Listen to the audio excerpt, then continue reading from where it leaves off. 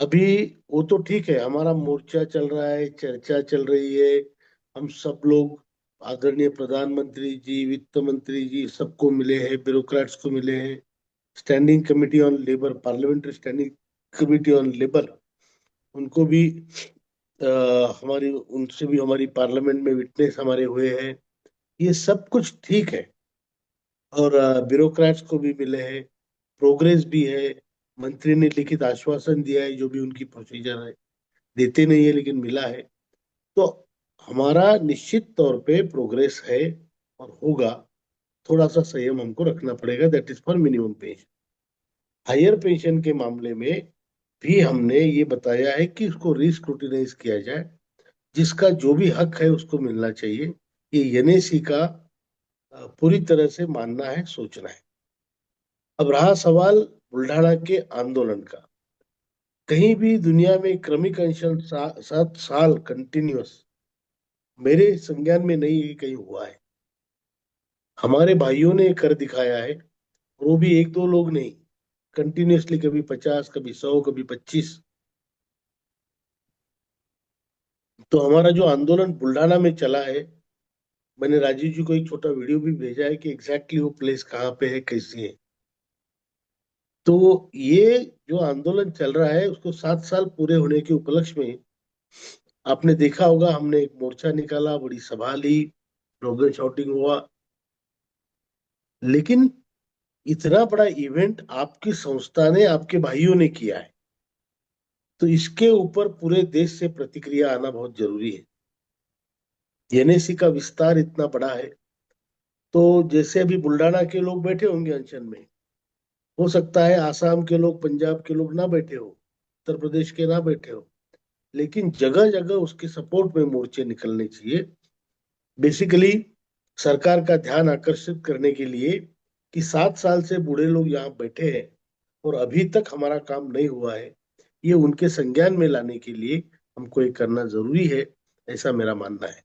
इसके ऊपर किसी और की कुछ सजेशन होंगे, वो भी लिए जाएंगे। अभी मुझे गुजरात से आज फोन आया था, बहुत भावुक थे। वहां पे आप जानते होंगे, पूरे राज्य में सुंदरकांड का पाठ हो रहा है ईपीएस पेंशन के लिए। ये भी जानते होंगे कि जो मुस्लिम भाई है वो अल्लाह से दुआ कर रहे हैं। और ये धार्मिक कार्यक्रम है, लेकिन एक सॉफ्ट प्रेशर है। और इसी ये सब चल रहा है, उसी के बीच हमें ये चाहिए कि हम देश भर से इस पर प्रतिक्रिया दें, अपने अपने तरीके से। क्या तरीके हो सकते हैं, आप हमें बता सकते हैं, उस पर फिर हम सब मिलकर निर्णय लेंगे। रहा सवाल रिजल्ट का, वो आएगा, आप यकीन मानिए। थोड़ा सा आप कष्ट करिए, थोड़ा सा संयम रखिए। वो विजय संकल्प अभियान के चौथे चरण को हमको विजयश्री में बदलना है। उस ढंग से हमको बातचीत करनी पड़ेगी, उस ढंग से हमको प्रभावशाली कार्यक्रम तैयार करना पड़ेगा।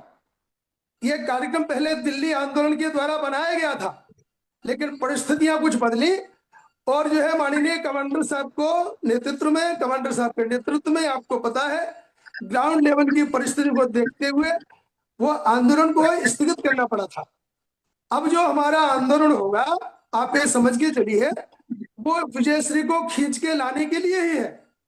आप उसके हिसाब से सुझाव दीजिए, वो तो किसी ने दिए नहीं है। आप सब, हम सबको उसके ऊपर विचार करना है।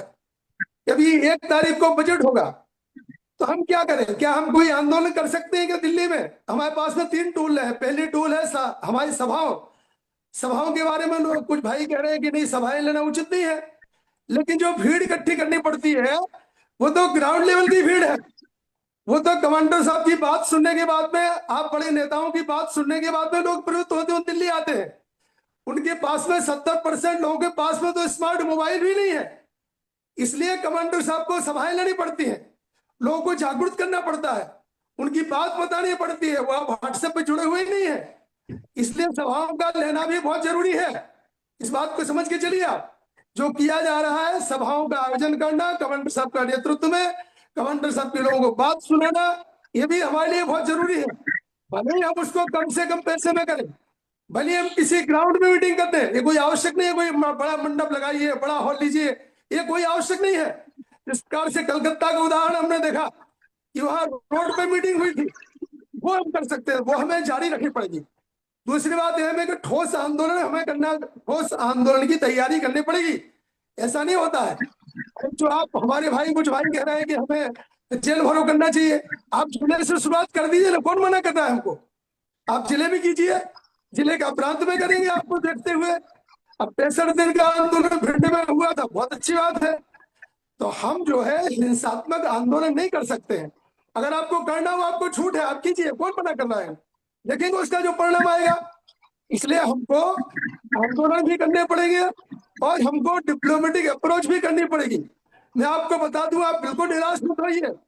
डिप्लोमेटिक अप्रोच और हमारा आंदोलन और बुल्ढाना के आंदोलन, इसका ही प्रभाव है कि इतने बार जो मीटिंग्स हुई है, माननीय श्रम मंत्री जी के साथ में हो, पावर पॉइंट प्रेजेंटेशन हो, ये आपके आंदोलन आप सभी के पुण्य प्रसाद से संभव हुआ है।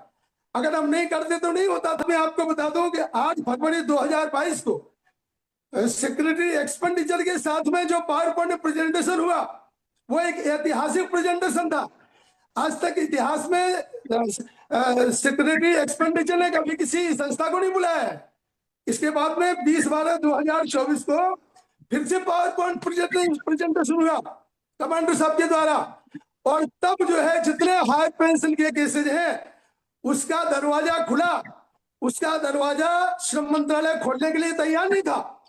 और इसके बाद में जो प्रयत्न किए गए हैं एनएससी के द्वारा, अभी जो हमारे सर कह रहे थे, शर्मा साहब कह रहे थे, आप बिल्कुल चिंता मत कीजिए, कमांडर साहब के द्वारा विंडो खुलवाने की प्रयत्न जारी है।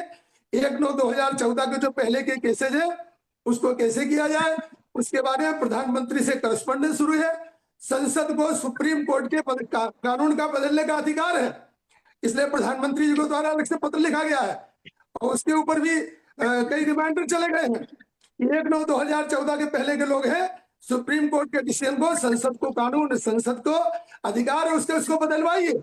कि जो भी सुझाव कमांडर साहब के पास में आए हैं, दिल्ली का हमारा जो आंदोलन होगा वो विजयश्री का आंदोलन होगा, उसको हमें बहुत सोच समझ के बनाना है। आप अपने अपने लोगों के सबके सुझाव भेजिए। मेरी कमांडर साहब से प्रार्थना है कि 2 तारीख को हमारी एक नोटिस चली जाए, आंदोलन की नोटिस चली जाए, जो हम एक्टिविटीज पूरे भारतवर्ष में करेंगे उसकी एक नोटिस चली जाए, और इस प्रकार से दबाव बनाया जाए। बस यही बात कहते हुए अपनी बात को विराम देता हूँ। आप सब लोगों को निराश किसी को नहीं होना है। और रही जो इनकी जो कलान लाजी की मैडम की बात है, वो सही है। 2019 के बाद में एक्चुअली का रिपोर्ट जो है नहीं आया है, और कमांडर साहब को बताया गया है कि अभी फंड का वैल्यूएशन शुरू है, इसलिए हमें मिनिमम पेंशन के बारे में समय लग रहा है। कपाडिया एंड कंपनी उसका वैल्यूएशन कर रही है फंड का, वो वैल्यूएशन जल्दी से जल्दी आने की जो है कमांडर साहब को उम्मीद है। और उसी के साथ से आपके सभी मिनिमम पेंशन का प्रश्न जुड़ा हुआ है, और कमांडर साहब के नेतृत्व में हम बिल्कुल जरूर जीतेंगे। हम सब लोग आपके पुण्य प्रसाद को हम नमन करते हैं, हमें निराश होने की कोई आवश्यकता नहीं। विचार किया जाएगा। जरूरत पड़ी तो राजीव जी से मैं प्रार्थना करूंगा एक और जूम मीटिंग यही रखी जाए, इसके बाद इसको फिल्टर आउट करते हुए। और जो हमारे आदरणीय महासचिव जी नरगुन जी ने बोला है, वीरेंद्र सिंह जी नरगुन साहब, तो बहुत अच्छे सुझाव सभी के आए हैं और सभी सुझावों पर विचार किया जाएगा। और जहां तक मेरा ख्याल है जल्दी से जल्दी हमारा काम होगा, लेकिन इसका मतलब ये नहीं कि हम अपने एफर्ट्स कम करें। बहुत बड़ी बड़ी मीटिंगें होगी और जरूरत पड़ी तो दिल्ली में भी हम आंदोलन करेंगे। जो के एस तिवारी जी, वीपी मिश्रा जी के बोलने में मुझे समझ में आया कि बाकी मजदूर इसमें आएंगे तो हमारा क्या होगा, हमारा फंड कहीं बांटा तो नहीं जाएगा। ऐसा नहीं होगा, हमारा कॉन्ट्रीब्यूटरी फंड है और हमारे पेंशन के लिए, चाहे उनके पेंशन के लिए सरकारी मदद उनको लेनी पड़ेगी। तो हमारा फंड इतना नहीं कि हमारा पूरा करके किसी और को दिया जाए। तो ये सब हम उस पर नजर भी रखेंगे, हम भी रखेंगे, आप लोग भी रखेंगे। जो मुंबई से हमारे गोसावी जी बात करें, हेमंत गोसावी जी, जो गिरनी कामगारों से है, हमने वहां पे एक मीटिंग ली थी, बहुत कम लोग थे, लेकिन आप सोलापुर आ रहे हैं मीटिंग के लिए 4 तारीख को, आपका बहुत बहुत स्वागत है। और सभी को मैं धन्यवाद देता हूँ। गुजरात के लोगों ने जो प्रयत्न किया है वो भी बहुत सॉफ्ट प्रयत्न है, लेकिन अच्छा प्रयत्न है। और सभी लोगों को मेरी प्रार्थना है कि इसको आप आंदोलन को बढ़ाते जाइए। ये आपकी शक्ति है और इसी की वजह से आपका काम हो रहा है। और इसलिए मैं बहुत बहुत धन्यवाद करता हूँ सभी का, सभी नेतागणों का जो यहाँ पर आए हैं। और सभी को बहुत बहुत शुभकामनाएं, नए वर्ष की हार्दिक हार्दिक शुभकामनाएं।